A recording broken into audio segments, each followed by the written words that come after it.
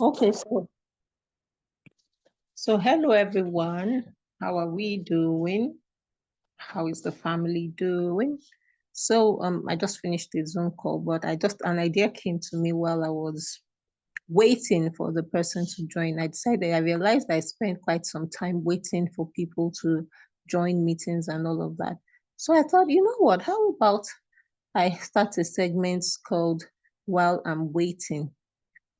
So let me talk about the first thing I want to talk about while I'm waiting. I'm going to play a voice note, actually two voice notes. And then I'll talk about them. Good morning, Adenike. How are you doing?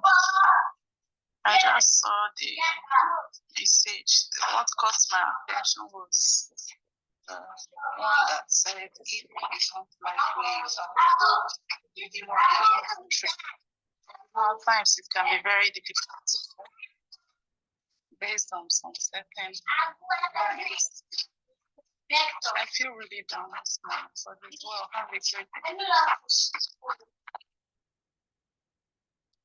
So I hope you heard the voice note. I'll just give a bit of a background as to what happened before. I hope people can still hear me. Okay, let me just repeat myself in case you were not hearing me. So I hope you heard the voice note. So basically, in case you didn't hear it, the lady comes and says that I'd shared a what they call it, a broadcast message really based on my LinkedIn post for today. So let me read the LinkedIn post so that you have a background as to why she was saying what she was saying. So the LinkedIn post was, roll call, let's set the tone for the day. Tell me one thing you would do today to move your life in the right direction. It could be as simple as reading 5 pages of a book, updating your resume, making a follow-up call, drinking more water, or saying no to a distraction. Pick one small action that aligns with your bigger goals. Consistency in the little things compound into massive progress. So what's your one thing today? So that was it. But then the image that went with the LinkedIn post says, says, if you don't like where you are, move. You're not a tree. And sorry, I need to respond to a comment on that post, really. So let me respond and I'll continue.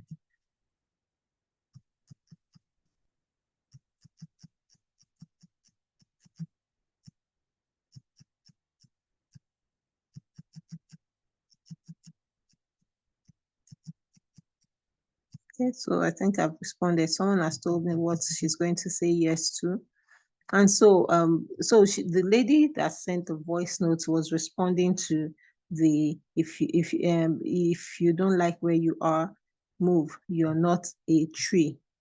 And so that was where she was coming from, that sometimes it's hard to move. And so the next voice note you're going to listen to is what I said to her. I hope you can hear it.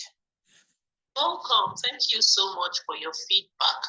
And yes, I know that life can be a lot. It can really be a lot. And it's not always so easy, but that's the part of the. So if you read through the LinkedIn post, I also talked about the fact that you take small steps. So if there's anything in particular you'd like to share for us to talk through, I'm open. Just let me know. I'll send you my Calendly link and we can have a session where we talk through it. But what I've discovered is that if we are waiting for everything to be perfect before we make our next move, we will never make that move. And then many years later, we will look back and say, oh, I wish I moved when I should have, because you are not a tree, right?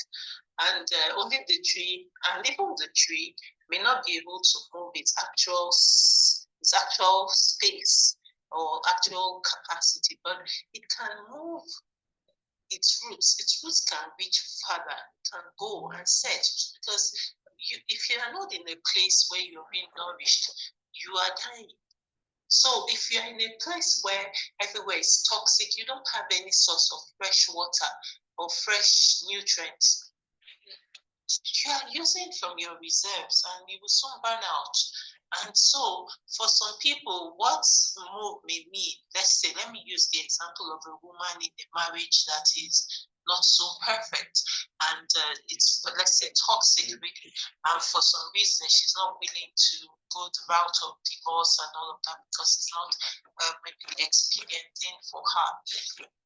What she could look into is perhaps to get a job offer that takes her out of town, herself and her kids, so she can create some distance between herself and, let's assume, the toxicity is coming from her husband. In fact, you just made me remember something I shared with one of my classmates, my workmates or colleagues yesterday. So we used to have a neighbor back in the day, and so she had like 6, she had quite a number of kids, but for anonymity's sake, I won't tell you the number, but she had a number. It was, let me just anonymize it and say that she had 8 kids, and she had, let's say, 7 sons and a daughter, and her daughter was about my age. And so in her case, the husband was bringing in family members, so it wasn't like he was cheating or anything like that, but his family members were making the home uncomfortable for the wife. So what did she do? I thought that was quite, let's say, was something that was hard to do, but eventually it paid off. So what did she do? She went out. She told her husband that she was traveling, so that she wanted to get things to sell. So she traveled out of the country the first time. She came back with goods to sell. When she finished selling those goods, she traveled again the second time. She came back with goods to sell. So at least she kind of prepared him, if I would say. By the third time, she went and she didn't come back. She did not come back until, so what she then did was that, but they were still married. She was still in touch with him. She would call. She left the man and his family members that were trying to stifle girls. They were the ones that raised the kids. Let's just say they were 8. And so when each child would get to like 18 years old, she would send for the child. So the child would go across.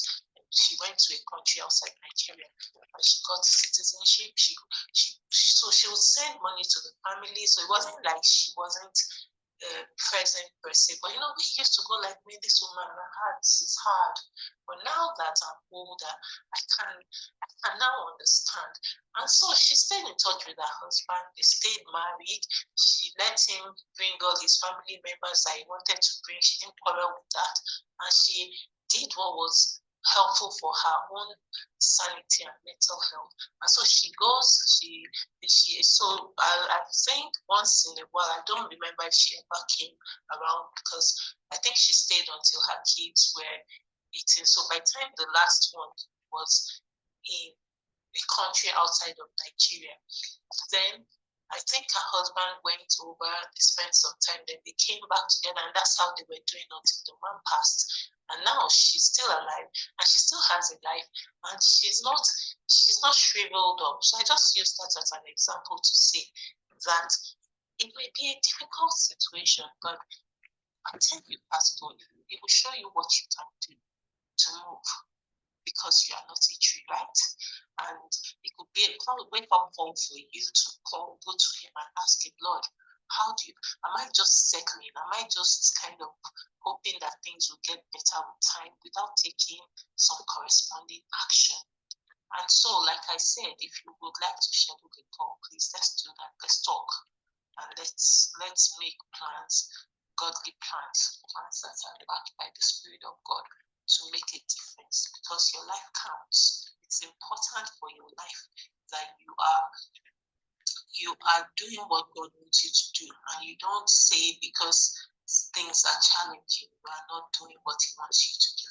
Thank you for reaching out again. Have a blessed day. I appreciate this.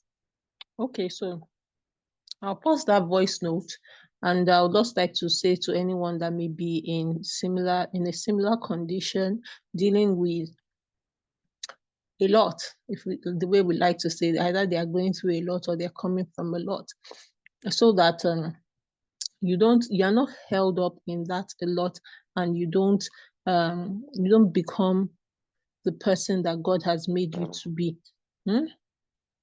So anyway, let's move on. I want to have some money conversation. So I'm flipping the script to money. Money conversations up next. So in fact, let me just stop and start recording again. I will have two videos instead of one.